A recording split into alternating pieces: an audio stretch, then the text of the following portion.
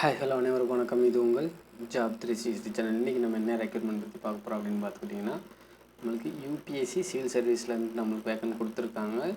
இது வந்து பார்த்துக்கிட்டிங்கன்னா ஒரு சென்ட்ரல் கவர்மெண்ட் ஒரு வேலை தான். இது வந்துட்டு பார்த்தீங்கன்னா மிகப்பெரிய பொறுப்பில் இருக்கிற ஒரு முக்கியமான வேலை. இதுக்கு என்ன குவாலிஃபிகேஷன், என்ன ஏஜ் லிமிட், எவ்வளோ டீட்டெயில் அப்படின்றத நான் ஃபுல்லாக டீட்டெயிலாக ஸ்டெப் பை ஸ்டெப்பாக சொல்லிடுறேன். மறக்காமல் நம்ம சேனலை சப்ஸ்கிரைப் பண்ணிக்கோங்க. ஃபர்ஸ்ட் ஆஃப் ஆல் பார்த்துக்கிட்டிங்கன்னா, இது யார் ஆர்கனைஸ் பண்ணுறா அப்படின்னு பார்த்தோம்னா, யூனியன் பப்ளிக் சர்வீஸ் கமிஷன்லேருந்து சென்ட்ரல் கவர்மெண்ட்லேருந்து நம்மளுக்கு இந்த ஒரு யூபிஎஸ்சி எக்ஸாம் வந்துட்டு நம்மளுக்கு ஆர்கனைஸ் பண்ணுறாங்க. இது வந்துட்டு என்ன ஜாப் கேட்டகரி அப்படின்னு பார்த்தோம்னா, ஜென்ரல் கவர்மெண்ட்டோட ஜாப் கேட்டகரியில் தான் இது வரும். அப்புறம் பார்த்துக்கிட்டிங்கன்னா ரெகுலர் பேசிக்கு தான், பர்மனன்ட் ஸ்டாஃப் தான். அதாவது பார்த்துக்கிட்டிங்கன்னா இதில் மொத்தம் எவ்வளோ வேக்கன்ட் கொடுத்துருக்காங்க அப்படின்னு பார்த்தோம்னா, 1056 சிவில் சர்வீஸ் எக்ஸாமினேஷனில் வந்துட்டு நம்மளுக்கு 2024 வந்து வேக்கன்ட் கொடுத்துருக்காங்க. இதுக்கு என்றைக்கு லாஸ்ட் டேட் அப்படின்னு பார்த்தோம்னா 5/3/2024 வந்துட்டு லாஸ்ட் டேட் அனௌன்ஸ் பண்ணியிருக்காங்க. இதுக்கான அஃபிஷியல் வெப்சைட்டை வந்துட்டு நான் டிஸ்கிரிப்ஷனில் லிங்க் கொடுத்துட்றேன். நீங்கள் அதை டச் பண்ணி அப்ளை பண்ணிக்கலாம். இது எங்கே அதாவது பிளேஸ் ஆஃப் போஸ்டிங் எங்கே கொடுப்பாங்க அப்படின்னு பார்த்தோம்னா, ஆல் ஓவர் இந்தியாவில் நம்மளுக்கு எங்கேனாலும் பிளேஸ் ஆஃப் போஸ்டிங் வந்து உள்ளதுக்கு வாய்ப்பு இருக்குது. அதாவது பார்த்துக்கிட்டிங்கன்னா, சிவில் சர்வீஸில் என்னென்ன வேக்கண்ட் அப்படின்னு பார்த்தோம்னா, அதாவது இந்தியன் அட்மினிஸ்ட்ரேட்டிவ் சர்வீஸ், அதாவது பார்த்திங்கன்னா ஐஏஎஸ் கலெக்டர்னு சொல்லுவோம்ல, அது ஒரு ஃபஸ்ட் ஆஃப் ஆல் அந்த ஒரு வேலை தான் நம்மளுக்கு. அதுக்கப்புறம் செகண்ட் அப்படின்னு பார்த்தோம்னா இந்தியன் ஃபாரின் சர்வீஸ், அதாவது பார்த்திங்கன்னா ஐஎஃப்எஸ்ன்னு சொல்லுவாங்க. நம்ம இந்தியன் ஃபாரின் சர்வீஸ், அதாவது நம்ம இந்தியாவோட வெளிநாட்டு தூதரக இதில் வந்துட்டு நம்மளுக்கு அதுவுமே இதில் போஸ்டிங் கொடுத்துருக்காங்க. அதுக்கப்புறம் ஐபிஎஸ் போஸ்டிங்.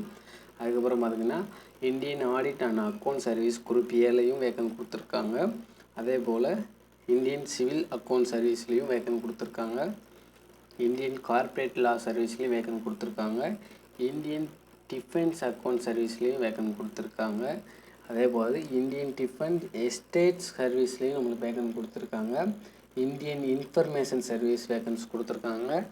ஐஏஎஸ், அதாவது ஐஐஎஸ் அப்படின்னு சொல்லுவாங்க, அதாவது இந்தியன் போஸ்டல் சர்வீஸ்.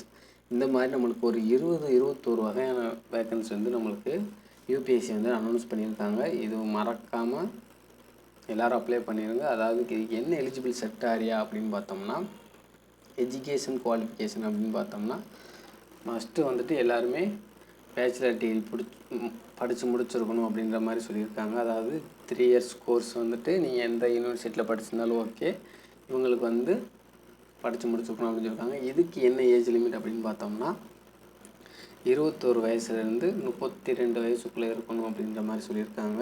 அதாவது பார்த்தீங்கன்னா ஏஜ் லிமிட் அப்படின்னு பார்த்தோம்னா 21 வயசுலேருந்து 32 வயசுக்குள்ளே இருக்கணும் அப்படின்ற மாதிரி சொல்லியிருக்காங்க.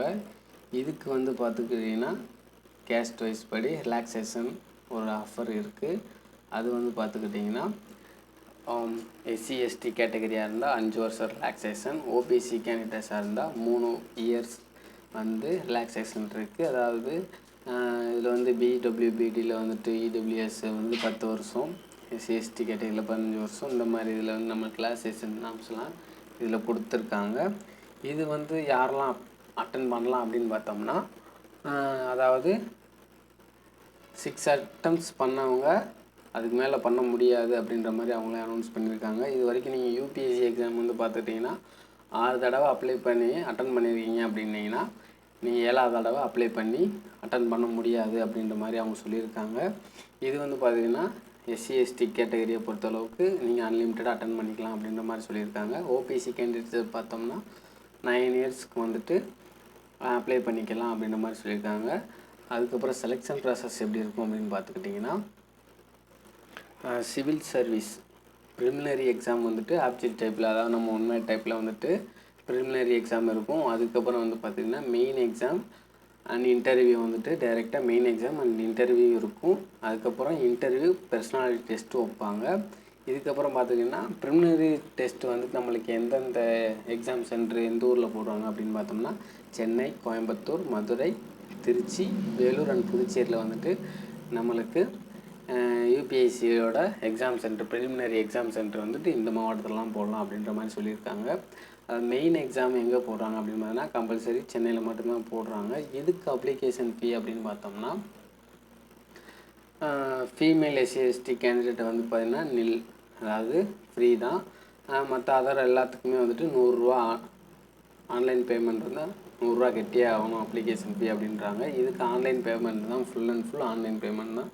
இதுக்கு என்னைக்கு லாஸ்ட் டேட் அப்படின்னு பார்த்தோம்னா 5/3/2024 வந்துட்டு லாஸ்ட் டேட் சொல்லியிருக்காங்க. ப்ரிலிமினரி எக்ஸாம் டேட்டே அவங்க அனௌன்ஸ் பண்ணிட்டாங்க. அது எப்போன்னு பார்த்தீங்கன்னா 26/5/2024 ப்ரிலிமினரி எக்ஸாம் இருக்கும்.